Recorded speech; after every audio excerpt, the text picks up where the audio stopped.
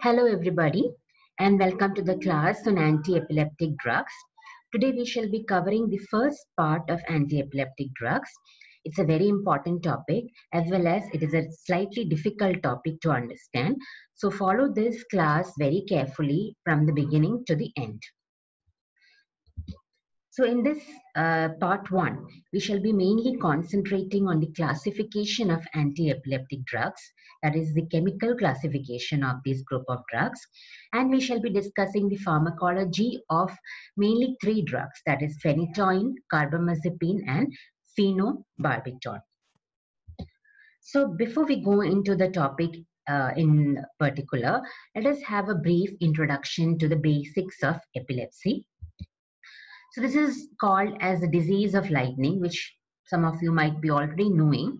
And it was first described by J.H. Jackson. And do you know the people who are affected or the famous persons who are affected by this disorder? So Alexander the Great, he was supposed to be having this disorder. Then Julius Caesar, Napoleon, all these people suffered from epilepsy. And all of you know this story. This is Alice in Wonderland, written by Lewis Carroll, and he also had epilepsy. And the famous cricketer from South Africa, John T. Rhodes, he also is suffering from this disease. So, what is epilepsy? It is a group of CNS disorders characterized by paroxysmal cerebral dysrhythmia. So far you have studied about arrhythmias, so abnormal rhythms of the heart. So similarly, this is also something abnormal. Some abnormal rhythm occurs. And what is it actually? It is brief episodes, which is referred to as seizures. The brief episodes of loss of consciousness with or without body movements. And these body movements are referred to as convulsions. And there might be sensory phenomena. There are three components which make up the epilepsy. These are brief episodes of loss of consciousness, which is actually referred to as seizure, body movements, which is called as convulsions, and with or without sensory phenomena. So when we say seizure, we are actually referring to the brief episode of the loss of consciousness. And when we refer to convulsion, so we are mainly referring to the body movements. Okay, and epilepsy is the complete disorder which is characterized by these phenomena. So what is the etiology of epilepsy? Majority of the cases of epilepsy have a primary etiology, which is usually idiopathic. That is, the cause is not really known. And some may be because of secondary reasons, as in secondary to trauma, secondary to cranial surgery, secondary to intracranial tumor, infections like tuberculoma, cysticercosis, or even cerebral ischemia. So whatever be the etiology of epilepsy, the treatment of epilepsy mainly resorts to symptomatic management, and it is the same whether it is primary or secondary. The treatment protocol, the treatment strategy is the same. So let us now see the types of epilepsy. So in this topic, we shall be just basically knowing what are the types of epilepsies, and we'll just have a brief description of each so that you can identify them if you are given a case history of a particular epilepsy. So that definitely you'll be learning more about these clinical features in your upcoming years. So the types of epilepsies are basically generalized epilepsies, which are more common, and partial seizures. Under the generalized seizures, you have got generalized tonic-clonic seizures, or which is abbreviated as GTCS. So further during the session, I'll be using GTCS. I'll not be using generalized tonic-clonic seizures. So just make yourself familiar. This is GTCS, means generalized tonic-clonic seizures. It is also referred to as the major epilepsy or the grand mal epilepsy. The alternative names are also important because sometimes you might be asked, write the drugs for the treatment of grand mal epilepsy or major epilepsy. At that point, if you don't know these alternative names, you might not be able to answer the question. Then the other forms of generalized seizures are absence seizures, and the other name for absence seizures is petit mal epilepsy. The others included under this category are myoclonic seizures, and atonic seizures. Atonic seizures are also called as a kinetic epilepsy. Under the partial seizures, you have got simple partial seizures, SPS, or otherwise called as a cortical focal epilepsy. So it might be originating from different areas of the cortex, okay, and the manifestations might be different depending upon the area of the cortex from which it is originating. So it is called as a cortical focal epilepsy. Then you have got the complex partial seizures, which are referred to as CPS. It is also called as a temporal lobe epilepsy or the psychomotor epilepsy. Why it is so called, we will be seeing when we see the description. Then you have got simple partial or complex partial seizures with secondary generalization. So these seizures, that is a third one, they usually start as a partial seizure, but later on they become a generalized seizure. Means they manifest as generalized tonic-clonic seizure and really end up with a unconscious state. So let us look into one by one all the seizures. So first we'll look into generalized seizures. Under that you have got GTCS, which is the commonest of all. And it usually, the seizure lasts for 1 to 2 minutes. So what is the sequence? How the patient presents is with usually an aura. So aura is a sensory neural disturbance which occurs before the seizure episode occurs. Okay, so the patient, the people who are having this disorder, they might be knowing that the seizure is going to come, because once they develop this aura, they are able to predict that they are going to have a seizure. That is called as an aura. Then it is followed by a cry. Then the patient becomes unconscious. And then there's this tonic contraction of the body muscles followed by clonic jerking. And then the patient goes into a prolonged sleep and depression of all CNS functions. This is the sequence in which a generalized tonic-clonic seizure occurs. Then comes the absent seizure. A very characteristic feature of this seizure is that it usually occurs in children, lasts 1 to 2 minutes. And the characteristic observation in this seizure is that only there is a very small duration of loss of consciousness. And during that period, the patient appears to be staring in one direction. So the patient doesn't fall or doesn't have a muscular component. The patient just loses the consciousness for a fraction of 1 or 2 minutes.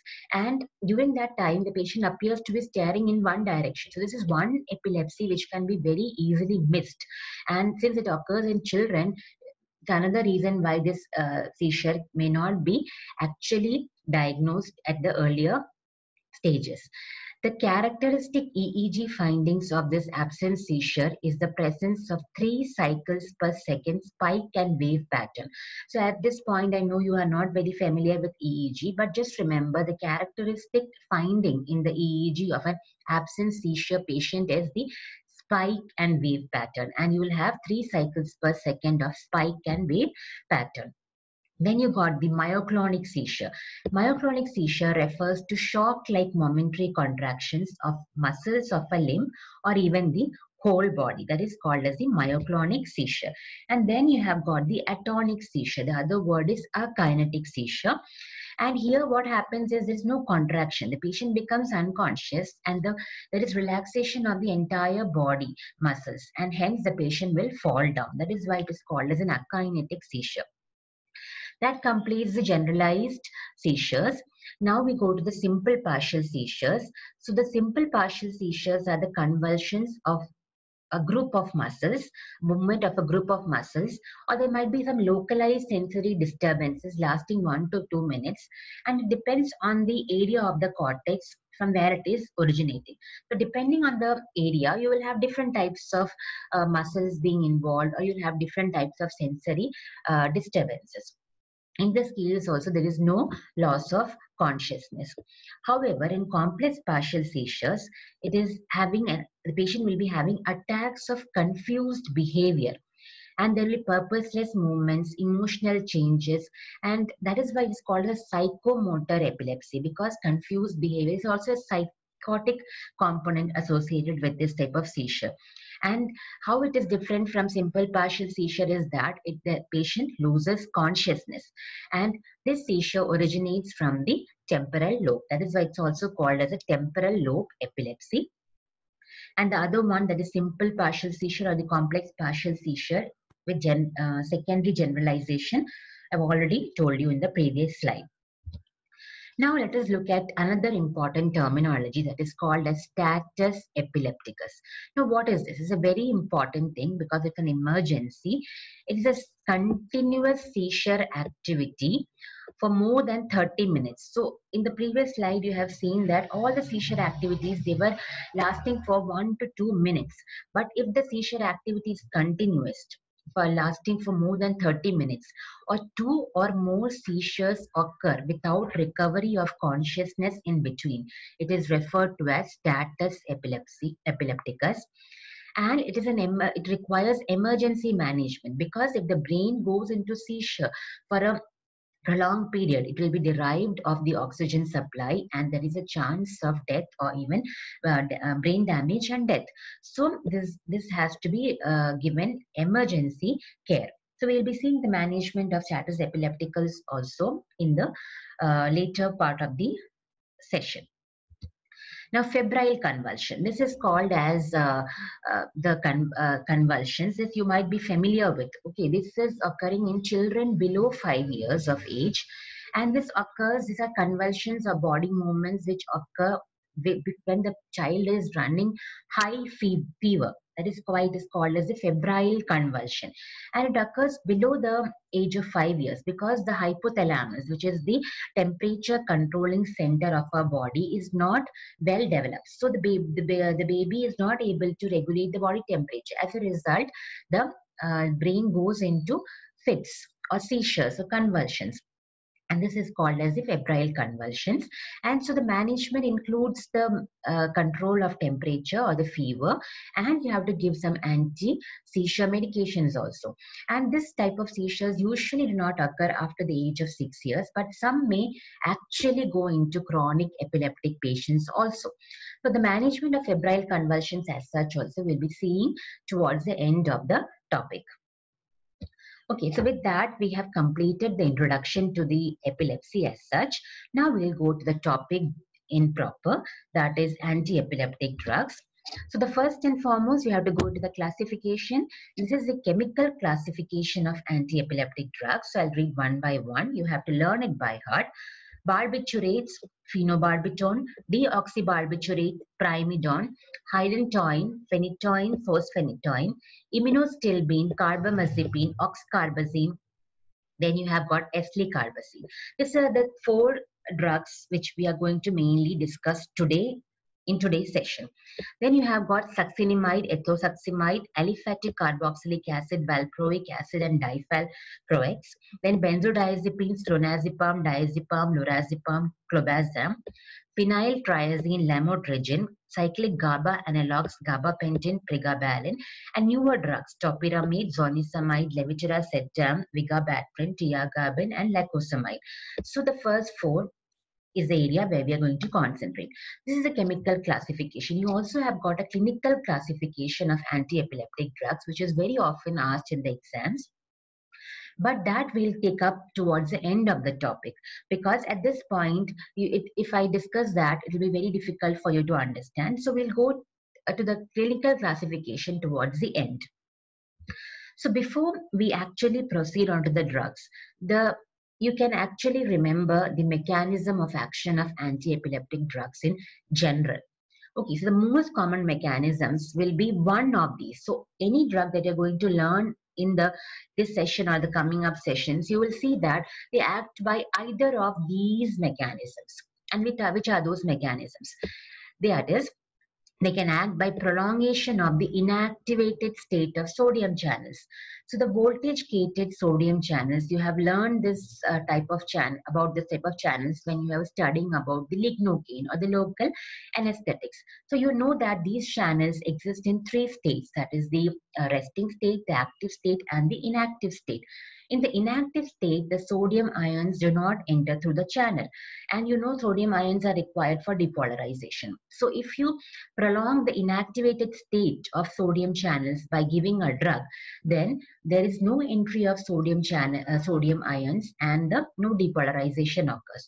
So this is one of the mechanisms by which some of the anti-epileptic drugs act. The second mechanism is inhibition of T-type calcium currents in the thalamic neurons.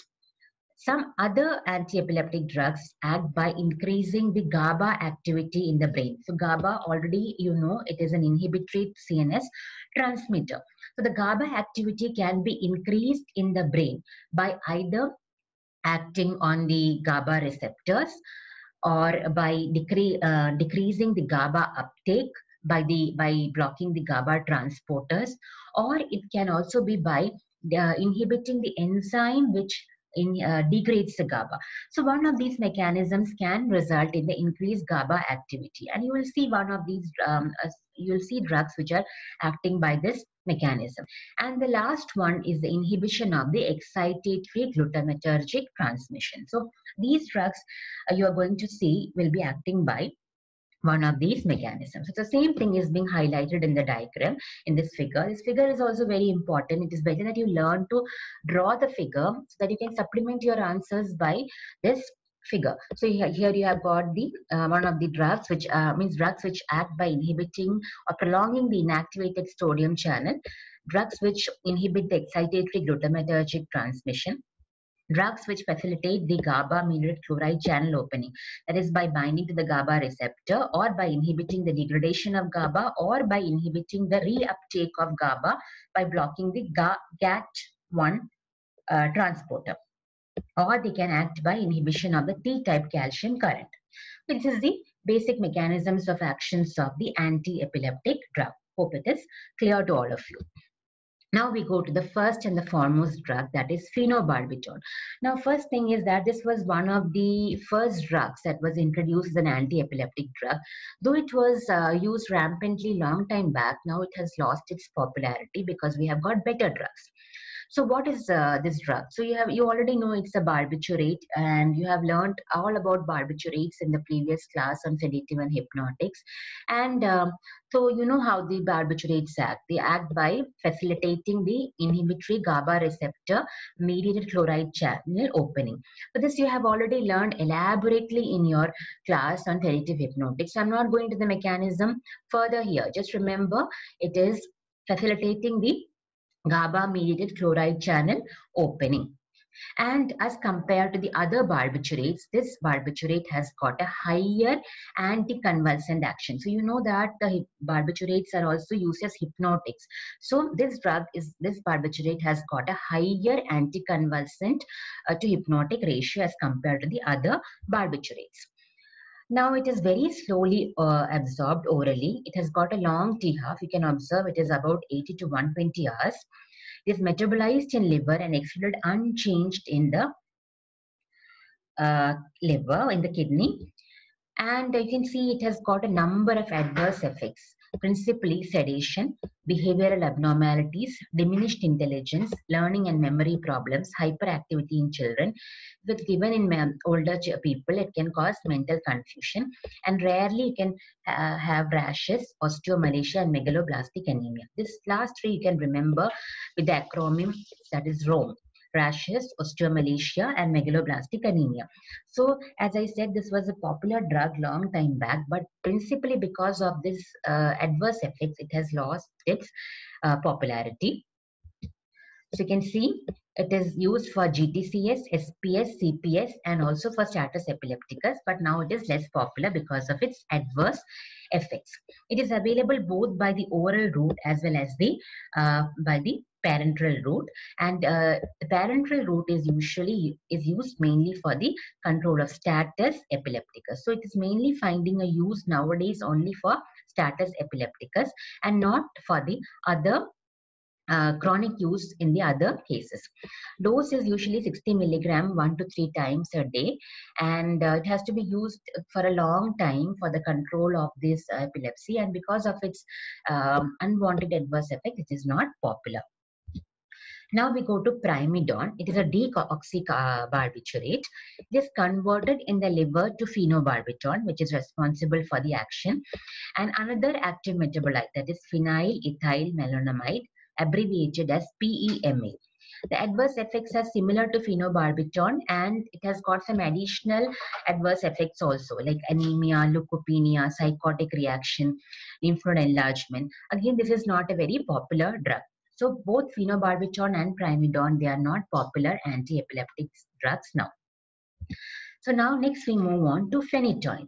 This is one of the most commonly used anti-epileptic drug, and as I told you in the classification, it is a diphenylhydantoin. The mechanism of action, very important. You have to remember it now itself, learn it by heart or understand it now itself.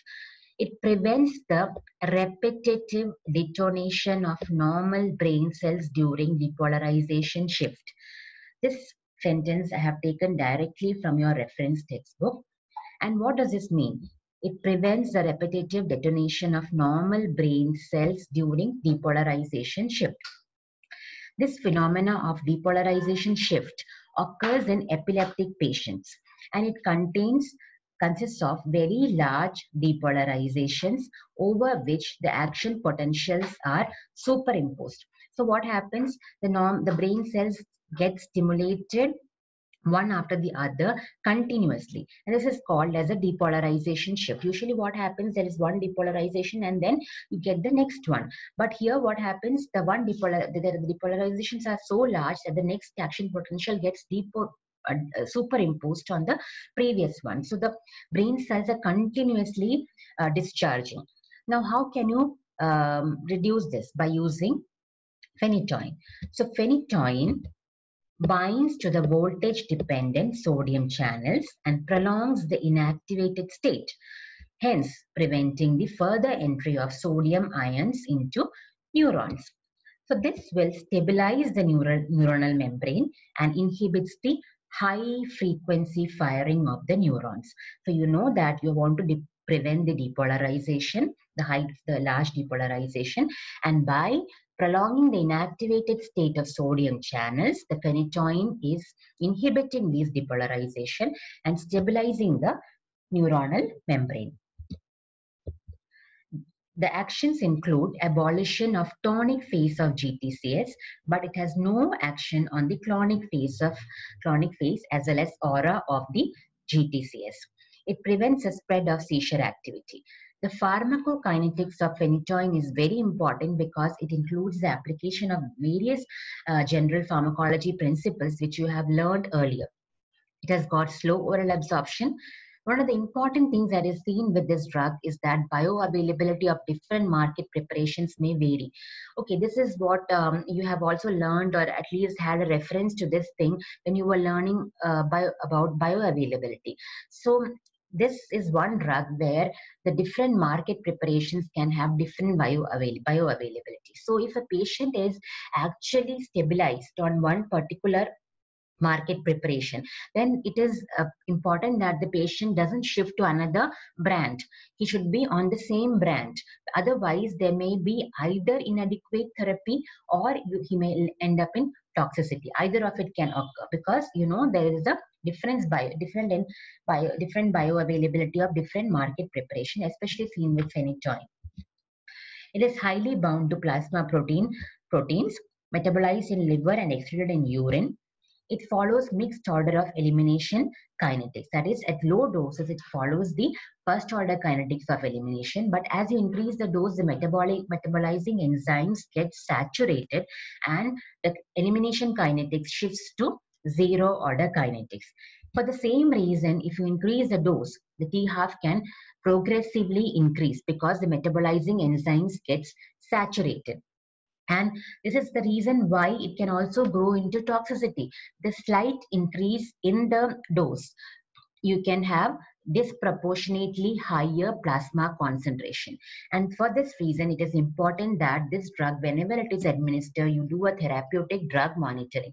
That is, you measure the plasma concentrations at frequent intervals to see whether this drug is producing the proper therapeutic concentration, whether whether it is under the concentration required or whether it is going above the concentrations that is desired.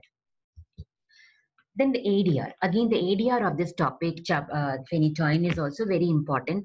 Whenever you are asked to describe the adverse drug reactions of phenytoin, it is important that you describe them at two different levels. That is, at therapeutic levels. That is, when you are giving a dose, a therapeutic dose for a chronic therapy. That is, which is the usual case. Because whenever you're treating an epileptic patient, you don't do it for 1 or 2 days or for just a couple of weeks. You have to go on for a prolonged therapy for maybe years. So this is the adverse reactions which can occur when a patient is on chronic therapy with a therapeutic dose. You can see hypertrophy of gums, which is the most commonest of the ADRs of phenytoin. Hirsutism, that is the growth of hair, as well as in unwanted places in females, as well as the coarsening of the facial features in females. Hypersensitivity reactions, hyperglycemia because of the decrease in the insulin secretion, release of insulin. So you can see all H's are coming. Then you can have megaloblastic anemia, which is occurring because of the decreased absorption as well as the increased excretion of folate. Osteomalacia can be seen. This is occurring because of the inhibition of the metabolic activation of vitamin D as well as the decreased calcium absorption. Then teratogenicity is also seen with the use of phenytoin in pregnant women. And the teratogenic effect is referred to as fetal hydantoin syndrome. And it occurs mainly because of a metabolite of phenytoin that is called as arine oxide. And this syndrome is characterized by hypoplastic phalanges, cleft palate, hair lip, and microcephaly. So these are the adverse effects at therapeutic levels. Now, what are the adverse effects at high plasma levels? That is, when the concentration of the drug goes beyond the therapeutic level. This can occur even if in a short span of time. Means if the patient goes above the therapeutic level, means even a single dose which is going above the therapeutic dose can produce this adverse effect. And this includes CNS effects like ataxia, vertigo, headache, diplopia, nystagmus, behavioral problems, hallucinations, drowsiness, mental confusions, and so on. So these include both cerebellar as well as vestibular disturbances. The GIT effects like epigastric pain, nausea, vomiting. CVS effects like hypotension and arrhythmias. And if it is given rapidly by IV injection, it can lead to local vascular injury, which include intimal damage and thrombosis of the vein. And this usually manifests as edema and discoloration of the injected limb. So these are the two levels of adverse drug reactions. So whenever asked in the exam, we expect this type of an answer. Now, next one is a drug interaction. So already you have learned long time back in your general pharmacology class that phenytoin is an example of microsomal enzyme inducer. So it induces the metabolism of carbamazepine, of steroids, digoxin. Phenytoin's metabolism is induced by carbamazepine. So what you can see here is that phenytoin and carbamazepine, they are inducing each other's metabolism. Phenytoin metabolism is inhibited by warfarin, isoniazid, chloramphenicol, and so on. Sucralfate, which is actually a drug, a peptic given for peptic ulcer, it decreases the phenytoin absorption. The uses are just like the previous one, that is the phenobarbital. It is used in GTCS, SPS, CPS, and also status epilepticus, where it is given by the IV injection. Otherwise, you have got oral use for other conditions. It is also having an additional use, that is trigeminal neuralgia. So what is this trigeminal neuralgia? It is a high intensity electric shock-like or stabbing pain which is set off even by trivial stimulation of certain trigger zones in the mouth or on the face. It's a very, very painful condition, and phenytoin can be beneficial in this condition. It decreases the high frequency discharges, and thus it can be beneficial for trigeminal neuralgia. That is the additional use of phenytoin. So next one, we go to fosphenytoin. It is a water-soluble prodrug of phenytoin. It is rapidly converted to phenytoin in the body. Now, it was mainly developed in order to overcome the difficulties of IV administration of phenytoin. I told you the problems that are associated with IV injection of phenytoin. As compared to that, fosphenytoin is less damaging to the intima when it is given by IV injection. It can be injected at a faster rate, and it can be injected in both saline as well as glucose. Okay, when you're giving phenytoin, it cannot be injected in the drip of glucose because it starts precipitating in glucose. It can only be given in saline infusion. However, fosphenytoin can be given in an infusion of both saline as well as glucose. So because of these advantages, the fosphenytoin is more resorted to the management of status epilepticus by the IV route as compared to phenytoin. Next, we move on to the next drug, that is carbamazepine. This drug also has the same mechanism of action like that of phenytoin. That is, it is prolonging the inactivated state of sodium channel. So you'll repeat the same mechanism of action here. It has also got an additional anti-epileptic action. That is, it is potentiating the GABA receptor. Other than the anti-epileptic action, which is similar to that of phenytoin, it has got some additional actions. That is, it has got an action in mania and bipolar disorder. It is also having an antidiuretic action like antidiuretic hormone. The pharmacokinetics of carbamazepine, it is poorly water soluble and hence it has got a very low oral absorption. It is metabolized in liver to active metabolite, that is 10-11 epoxy carbamazepine, which is conjugated by the glucuronide conjugation to form inactive forms. It is also a substrate of CYP3A4 enzyme, that is, it is getting metabolized by this enzyme, as well as it is an inducer of this enzyme. The T half can be 20 to 40 hours. So here one thing that has to be important is that it is an auto-inducer of its metabolism. That is, what do you mean by the term auto-induction? Auto-induction of metabolism means that it can induce its own metabolism. So after some time, the T half starts decreasing. This is because the carbamazepine starts inducing its own metabolism, and because of that, the levels, the plasma concentrations start falling. So this happens only after subsequent doses and not in the beginning. So the T half can actually fall after the some time, and so you might have to do some dose adjustment to get the same therapeutic effect. The adverse effects with carbamazepine are numerous, and these include neurotoxicity like sedation, dizziness, vertigo, diplopia, and ataxia, vomiting and diarrhea, hypersensitivity reactions which include rashes, photosensitivity, hepatitis, and leukopenia. So you can note here that hepatitis and leukopenia are as a result of hypersensitivity reactions. Water retention and hyponatremia can occur because of its ADH-like action, and this drug also is seen to be teratogenic. So the adverse drug reactions are very important, and whenever asked for adverse drug reactions in the examination, you have to specify these areas, because most of you end up writing nausea and vomiting for any drug given.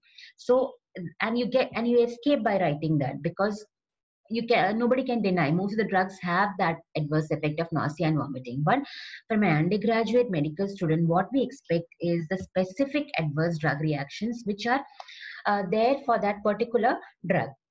For example, neurotoxicity, in this case, hypersensitivity reactions, water retention, and hyponatremia. So this, you have to specify these when you write a good answer. Next, we go to drug interaction. It induces the metabolism of OCPs. Its metabolism can be induced by phenobarbital, phenytoin, valproate, and by itself. because of the autoinduction. Its metabolism is inhibited by isoniazid and erythromycin.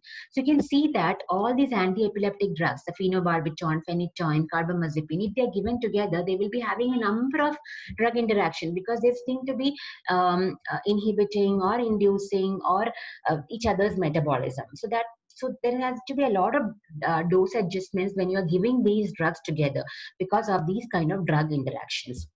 They are used mainly in CPS, GTCS, SPS. So you can see that we give more prominence to complex partial seizures in the case of carbamazepine. And like the previous one, that is phenytoin, this is also included in the treatment of trigeminal neuralgia. So at this point, you have got two drugs which are included for the treatment of trigeminal neuralgias. One is phenytoin, the other one is carbamazepine. This drug finds use in manic depressive illness and acute mania treatment also. Next, we go to carbazepine, and this is a new congener of carbamazepine, and this is rapidly converted to the active metabolite. The what advantage is that it is not converted to the epoxide metabolite, and it is rapidly conjugated. So the problem that we face, that is all the kind of adverse drug reactions previously seen, especially the neurotoxicity and all in carbamazepine, where because of the epoxide metabolite, that is not seen here. So it is much more tolerable as compared to carbamazepine, and hence it finds a little more use compared to carbamazepine these days. The drug interactions and autoinductions are also less marked, less hepatotoxic. However, it is more hyponatremic than that seen with carbamazepine. The last one is eslicarbazepine. It is a S-enantiomer prodrug of oxcarbazepine. It has got the same therapeutic and area profile like oxcarbazepine, but as of now, it is used only in elderly patients with partial seizure, and it is suitable for once daily dosing. So with that, we are coming to the end of this session. So by the end of this topic, you should have been able to classify chemically the anti-epileptic drugs. Broadly, you should be able to tell me the mechanism of actions of the drugs, that 4 mechanisms which I have mentioned. Then you should be able to tell me the pharmacology of phenytoin in terms of its mechanism of action, then its uses, its adverse drug reactions, drug interactions, and also even the pharmacokinetics, because I have mentioned many important aspects in the pharmacokinetics of phenytoin. Similarly, you should be able to tell me about the pharmacology of carbamazepine. Okay, so these are the principal 2 drugs, phenytoin and carbamazepine, where you will be mainly concentrating. The others you will read for completion, make the notes and read for completion's sake. Okay, so I hope you have understood. If you have any queries, we can have a discussion later on. So thank you so much for the patient hearing.